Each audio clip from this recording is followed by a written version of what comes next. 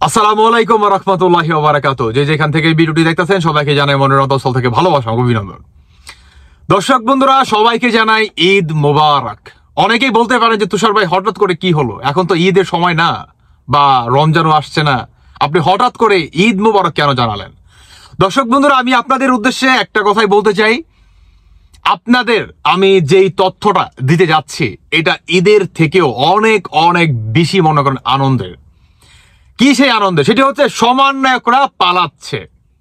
সমন্বয়করা এক একজন এক এক দেশে পালাচ্ছে, এখনই পালাচ্ছে। কিভাবে পালাচ্ছে আসুন একটা ভিডিও দেখেছি, তারপরে বাকি কথা বলতেছি। জীবন মান ইজ্জত সব বাঁচাতে চরমোনায়ের পেটে ঢুকেছে। ভয় লাগে বাবা, ভয় লাগে। नेमतों मेरे नसीब का और जमात में रसूलुल्लाह सल्लल्लाहु अलैहि वसल्लम के मेरे हशर का आमीन। হযরত আবু বকর সিদ্দিক রাদিয়াল্লাহু তাআলা আনহু উত্তর শুনি, আমরা ওমর রাদিয়াল্লাহু তাআলা আনহু উত্তর শুনি, আমরা আল্লাহর সিদ্দিক রাদিয়াল্লাহু তাআলা আনহু উত্তর শুনি। আসসালামু আলাইকুম। আমার কাছে কতগুলো নিউজ এসছে। প্রথম নিউজ হচ্ছে, কয়েকদিন আগে সেনাবাহিনী হাসনাত আবদুল্লাহকে তুলে নিয়ে গিয়েছিল এবং তুলে নিয়ে তাকে মোটামুটি কিছু হেদায়েত দেওয়া হয়েছে এবং সেই হেদায়েতের মাধ্যমে সে বুঝেছে যে সে বেশি বাড়াবাড়ি করছে, এটা রেজাল্ট ভালো হবে না। দ্বিতীয়ত, সার্জিস এবং অন্যান্যরা মোট ৪৫ জন সমন্বয়কারী পশ্চিমা বিভিন্ন দেশের ভিসা সংগ্রহ করেছে এবং তারা দেশ থেকে ভাগার পরিকল্পনা করছিল।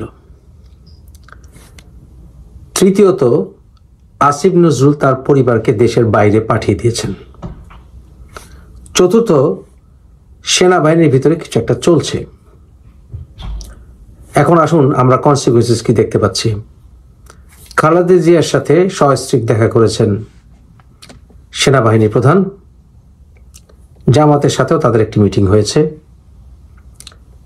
এছাড়া আপনাদের নিশ্চয় মনে আছে, সেনাবাহিনীর প্রধান বলেছিলেন 18 মাস পর্যন্ত বর্তমান সরকারের ব্যাপারে ওনারা সবকিছু গিলবেন, কিন্তু 18 মাসের আগেই বোধহয় গেলার পর্বটা শেষ হবে। আমরা আরো দেখলাম সার্জিস চরমোনায়ের সঙ্গে গিয়ে তার মুরিদ হয়েছে অফিসিয়ালি। কারণ কি? কারণ কিছুই না ভাই, প্রোটেকশন। বিভিন্ন দলের ভিতরে ঢুকে যাবে, দলের প্রোটেকশনের জন্য এই কাজটি করছে। কারণ সার্জিস সহ অনেক উপদেষ্টারও পাসপোর্ট সিজ করা হয়েছে। অবিশ্বাস হলে এটা সত্য। বিশেষ করে যারা সমন্বয়কারী ছাত্রনেতা ছিল, এদের অনেকের পাসপোর্ট জব্দ করা হয়েছে। কোন একটি স্টেপ অবশ্যই নেওয়া হবে। দেখবেন এই সমন্বয়কারীরা বিভিন্ন দলে ঢুকে যাবে। রেজাল্ট যেটা হবে, যেহেতু এখন সার্জিস মানে হচ্ছে চরমোনাই, তার সঙ্গে এখন আর জামাত বা জামাতের সমমনা দলগুলোর সখ্যতা দেখবেন না। তাদের ভিতরে ফাটলের এটি প্রমাণ, এবং তাদের ভিতরে যে ভয় সৃষ্টি হয়েছে এটাই তার প্রমাণ। এখন থেকে সার্জিসকে চরমোনাইয়ের পার্টির লোক হিসেবে গণ্য করতে হবে, কিন্তু এ করেও তাকে ছাড় দেওয়া যাবে না। হাসনাত আবদুল্লাহ এখন কোন ইসলামী জঙ্গি গোষ্ঠীতে ঢোকে সেটা দেখার অপেক্ষা।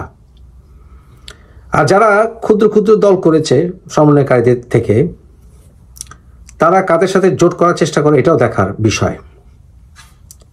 বিএনপির সঙ্গে জামাতের বৈরিতা স্পষ্ট হওয়ার কথা আমি আপনাদেরকে আগেও বলেছিলাম যে হবে জানুয়ারিতে, এবং হয়েছে, আরও প্রকট হবে। সুতরাং সামনে আমি মনে করি সেনাবাহিনীর তত্ত্বাবধানে যেটা আমি আশা করে আসছিলাম সেটা হওয়া উচিত এবং হতে হবে, সেটা হচ্ছে একটি ন্যাশনাল গভর্নমেন্ট। সেই ন্যাশনাল গভর্নমেন্টের দিকে আমরা এগুচ্ছে বলে মনে করি। সার্জিস বোধহয় ভুলে গেছে যে চরমোনাইকে কিন্তু আওয়ামী লীগ কয়েক মাস আগে জনসমক্ষে নির্বাচনের সময় মেডিসিন দিয়েছিল। তোমার গুরুকে মেডিসিন দেওয়ার ক্ষমতা আওয়ামী লীগ রাখে। তোমাকে দেওয়া হবে হামামদস্তা। হামামদস্তা কি? হেদায়েত, প্রকৃত হেদায়েত। কি দেখলেন তো, সমন্বয়করা কি পালাচ্ছে। এরা বর্তমান সার্জিসের অবস্থায় বলি, মানে এতদিন ছিল আপনার জামায়াতের পিছনে, জামায়াতের আমিরের পিছনে, আর এখন যাচ্ছে হচ্ছে চরমনায়ের পিছনে। মানে কয়দিন পরে যাবে হচ্ছে আপনার হুজুর তাহিরি সাহেবের পিছনে। মানে এক এক দিন এক এক জায়গায় যাবে, মানে তাদের মাথা গুজার ঠাঁই নেই বর্তমান বাংলাদেশে।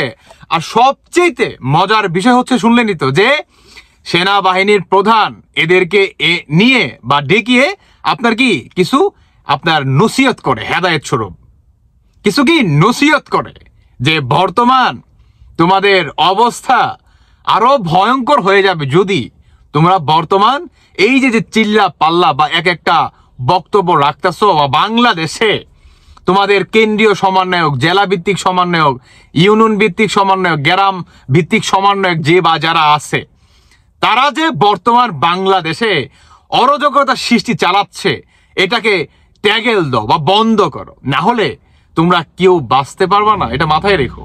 কারণ বাংলাদেশ হচ্ছে একটা গণতান্ত্রিক দেশ। কি গণতান্ত্রিক দেশ? বাংলাদেশ কি কে না হইছে, কে না, বুঝতে পারতেছেন? 3 লক্ষ জীবনের বিনিময়ে, লাখো লাখো ইজ্জত, আপনার মা বোনের ইজ্জতের বিনিময়ে এই দেশটা কে না হয়েছে, বুঝতে পারছেন?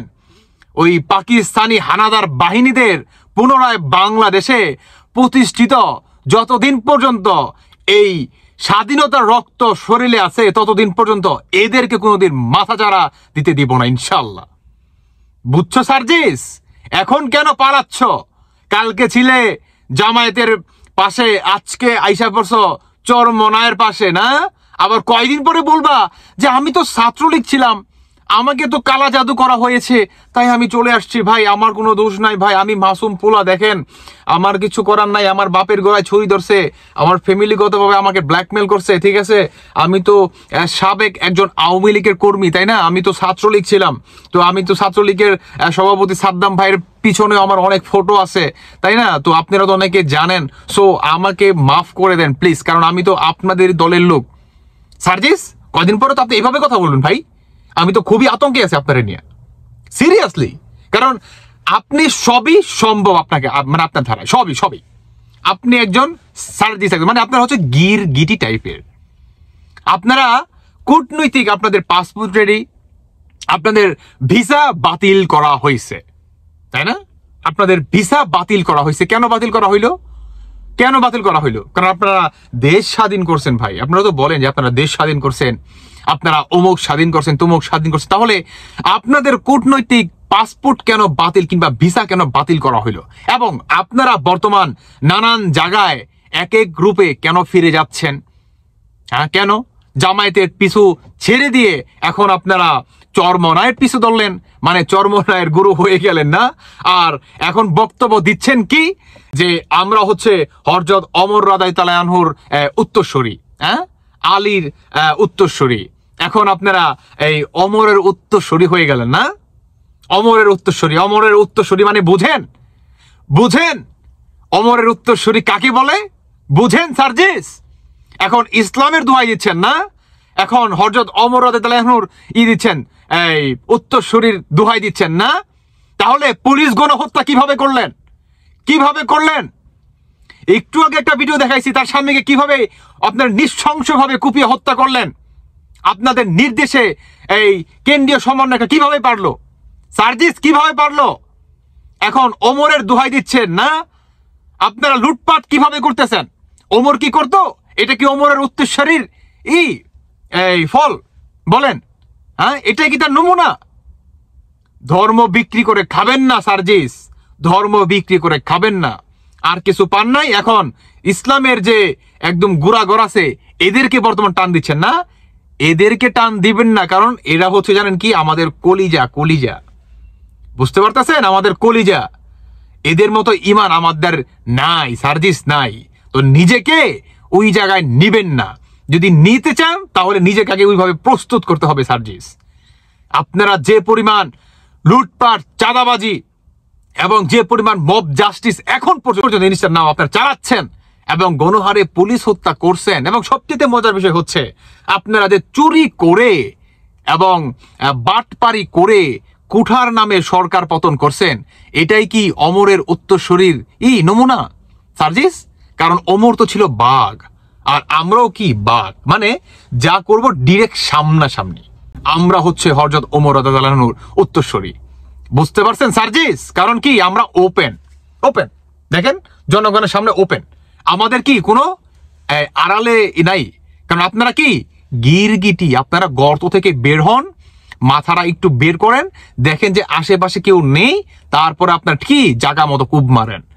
এটাই হচ্ছে কি জানেন, মীর জাফরের নমুনা, এটা হচ্ছে আবু জাহিলের নমুনা। বুঝতে পারছেন সার্জিস? এটা কখনো ইসলামের নমুনা হতে পারে না সার্জিস। যাই হোক দর্শক বন্ধুরা, এই ছিল বর্তমান সার্জিস আর সমন্বয়কদের অবস্থা, মানে তারা বর্তমান কি পালানোর চেষ্টা চালাচ্ছে। দর্শক বন্ধুরা, বাকিটা আপনাদের ব্যক্তিগত মতামত অবশ্যই জানিয়ে যাবেন। ধন্যবাদ সবাইকে। আল্লাহ হাফেজ, আসসালামু আলাইকুম।